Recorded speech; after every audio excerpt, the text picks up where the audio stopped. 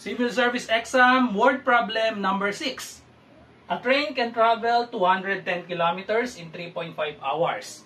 At this rate, how far can the train travel in 6 hours and 20 minutes? So, ang problem na ito ay tungkol sa variation. So, kailangan i-analyze lang muna natin kung direct variation ba siya or inverse variation. So, kunin muna natin ang mga given. So, ang sabi, a train can travel 210 kilometers in 3.5 hours. So, isulat natin dito sa lagawan natin ang table. So, kilometer tsaka hours. So, 210 kilometers daw ang matatravel sa loob ng 3.5 hours.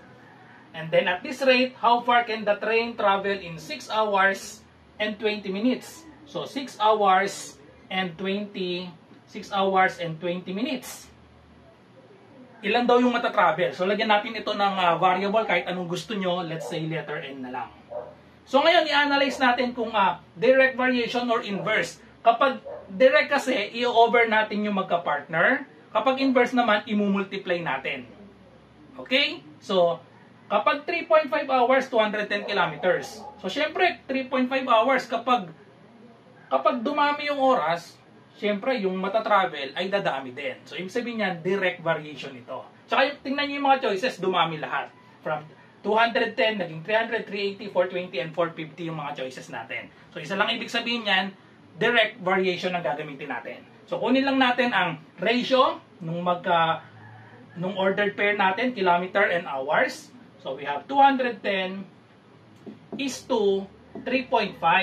Kaso magdi-decide tayo kung anong gagamitin natin. Isa kasing given decimal, isa naman ay 6 hours 20 minutes. So, pwedeng gawin tong decimal, pwede ring fraction.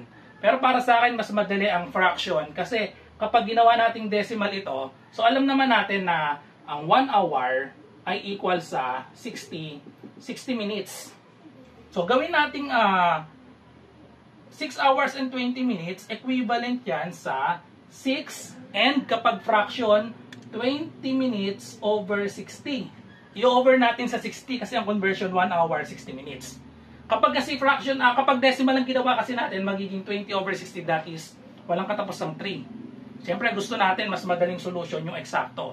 So, i-lowest term lang natin ito, 6 and 20 over 60, divide both by 20, magiging itong 6 and 1/3. Divided by 20 is 1, divided by 20 is 3. Tapos, 3.5, so alam naman natin, ang 0.5 ay 1/2. So, 3.5 gawin natin 3 and 1/2. Okay, so, 3.5, palitan natin ito, fraction ang gamitin natin, 3 and 1/2.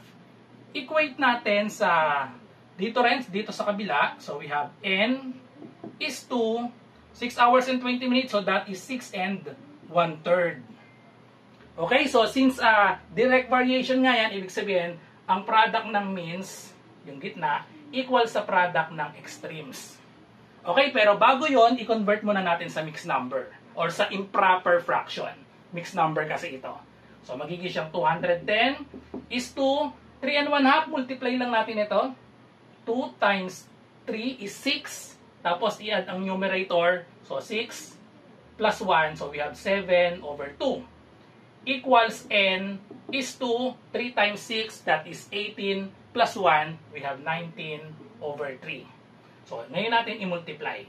Means and then extremes. So, we have 7 over 2, ito yon, times n, equals, yung extremes natin, we have 210 times 19 over 3. So, ngayon, para ma-solve natin itong n, kailangan tanggalin natin si 7 over 2. So, tanggalin si 7 over 2, i-multiply natin sa reciprocal. Reciprocal ng 7 over 2, that is 2 over 7. So, multiply natin sa 2 over 7. So, para makancel na to. Cancel lang 7, cancel lang 2, ang natira na lang ay n. Okay, so mag-cancellation law lang tayo dito.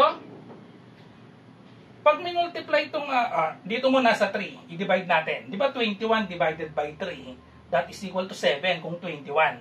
Eh, may 0 pa, so lagyan lang natin 21 divided by 3, so magiging siyang 70 dahil 210. Tapos 70 divided by 7, eksakto rin yun. 70 divided by 7, that is equal to 10. Okay, so ano nang natira? Wala nang natira sa denominator, so i-multiply na lang natin ang numerator natin. So, sulat ko muna 10 times 19 times 2. So, unahin natin itong 19 times 2.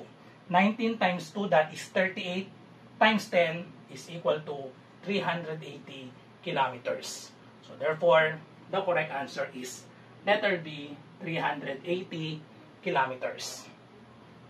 Okay, so for more civil service reviewer ng mga word problem, i-tick nyo lang po yung playlist ko na nasa baba. So, bye-bye and God bless. See you sa susunod.